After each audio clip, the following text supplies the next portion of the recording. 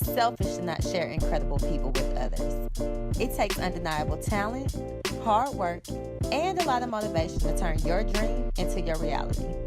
People put here to inspire and tell their story. Although the journey is just the beginning, it is the foundation. Come into a world where passions are fueled and success spills over. Incapable of being limited or bounded. This is the Ill Table. Guest Zoo Morrison, creator of the BEYU Movement, has figured out how to combine positive inspiration with fashion. The Maryland native and amazing designer is now making a name for himself in the production world. We'll learn more about Zoo when we come back. Success. I've doubted myself so much that I attributed my success to the amount of money I had. And because I had more debt than income, I didn't feel worthy of anything. Those feelings of unworthiness affected my desire to pursue professional aspirations. I had a one-night stand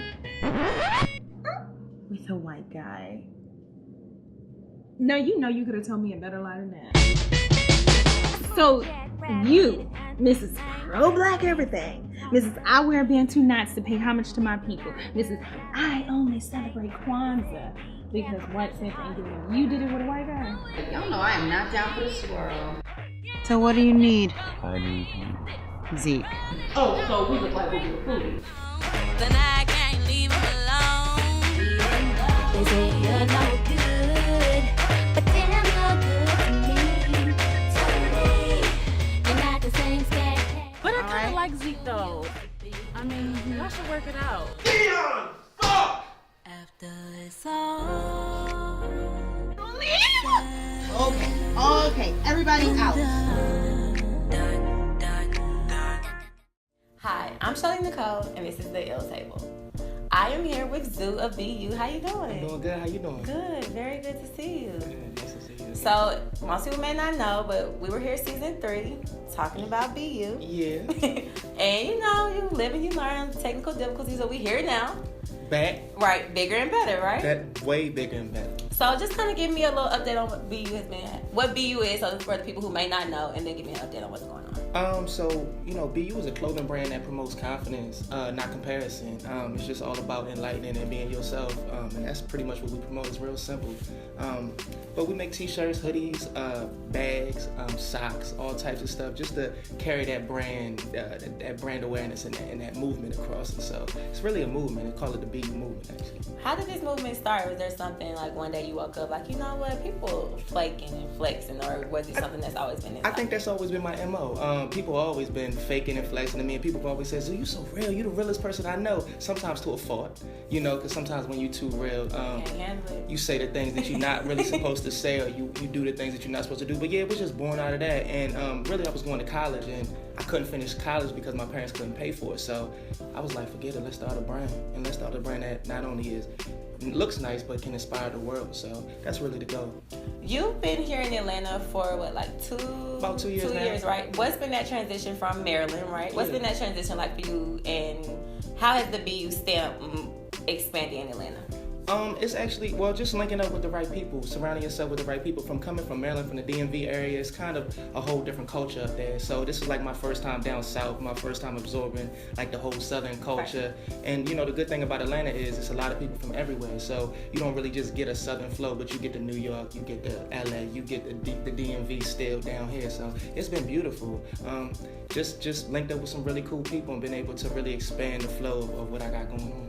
So I see more videos now. How is that falling under the BEYU brand, or is that something separate? Well, actually, it's always been a part of me. So we really starting BEYU Productions now. So we doing videography, photography, and just doing everything revolving around what we enjoy doing, and that's promoting being yourself. So. And then there's so much to this, and then there's also the league games, or weren't you doing like some? So we coach. We also coach the youth. It's always about inspiring the youth, right? So we coach the youth. We got a 4th grade basketball team that we do every summer, trying to win a championship this year. So yeah, the little guys, and just instilling all of the same messages within them while still keeping it fun and playing basketball at the same time. So with the clothing line and the BEYU brand and the movement, how are you keeping it, I guess, not from going too mainstream? Because, you know, sometimes to really promote your brand, you kind of have to not sell your soul, but you kind of sometimes have to lose those principles. How are you maintaining and staying above water with that?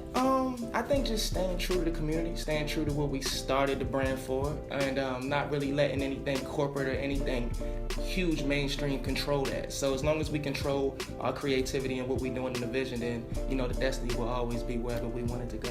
So the bags, these Yes, BEYU bags. Yeah, hold that up. Show the people that bag, yeah.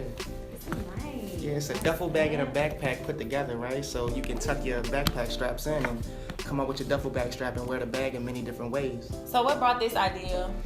I realized that everybody has the same bag, especially living here in Atlanta. I'm walking around and I'm saying, no disrespect, but I'm seeing everybody wearing these MCM bags with the MCM print all over them, all goofy looking and stuff like that, and pink and all these. No shade, but all these, it's just goofy because everybody has the same bag. So for me, I was like, how come nobody's stepping into this area? So how come nobody's stepping into this game?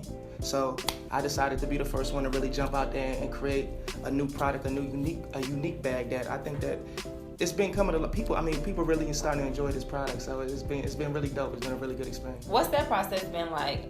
Just because it's what, real leather. Yeah. We got all these straps. Yeah. All this. What's that design element been like for you? And kind of having to take more of just not like a movement leader, but at this point you're a designer, you're a boss, you're a CEO. How are you bringing all this together and making this? It's hard. So people went from seeing me as, you know, just a t-shirt type guy. We started off doing just the t-shirts and stuff to now, well, you're a designer. Can I get you for my fashion show? And can I get you for this? And can I get you for that? So it's weird, but the design standpoint has just always been keep it cool and keep it with the way we like it, you know, and don't really base our creativity off of what other people are doing, but just try to keep it as original and as unique as possible. Awesome. So how old are you again? I'm 26. 26. So on your 26th year, how do you feel about BEYU? I feel like it's getting there. I still feel like I still got some hurdles that I need to cross. I still need to create the content that brings the right people to the brand and really helps inspire the right crowd of people that I'm trying to inspire. But I think all in all, I think that we really came a long way, and I'm proud of what we've done in the last 4 years, from t-shirts to a leather bag. It's like, it's dope, you know. It's a great transition. It's a leap. Awesome. Make sure you guys go to BEYU. The BEYUmovement.com. BEYUmovement.com to check out, get your bag, get your shirt, and we'll be right back.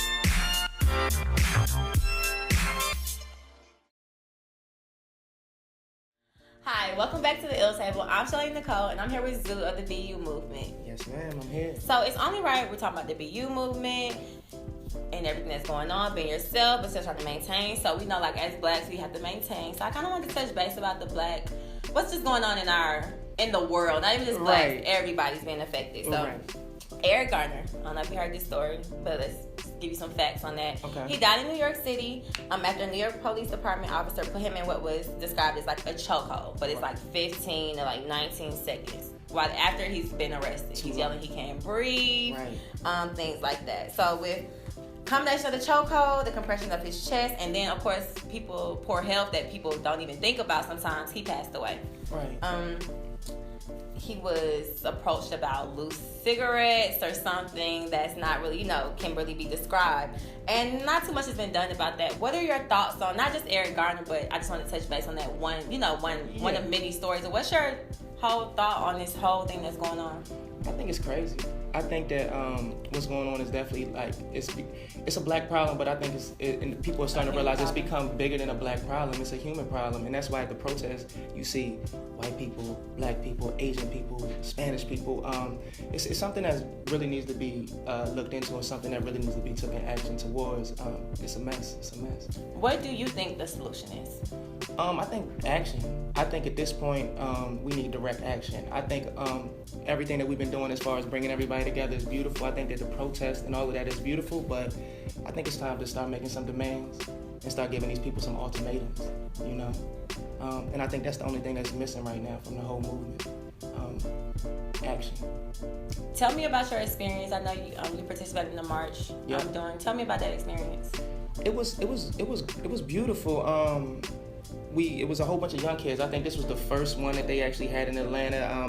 I think it was just organized out of nowhere. A whole bunch of youth. I don't think nobody was out there over like the age of 28. Yes. And it was beautiful because we stormed the streets and shut down the highway and got a little resistance from the police. But I mean, I think they were just scared and didn't know what to do. They wasn't expecting that. So I mean, I think that what's going on is beautiful, and I think that the protest was amazing. Awesome. So make sure you guys, like I said, tune in to BEYU and also get involved in your Black Lives Matter or in your community period, just to kind of bring a little bit more awareness and kind of stop what's going on. We'll be back after these messages. The police the same way. They put their club upside your head and then turn around and accuse you of attacking them.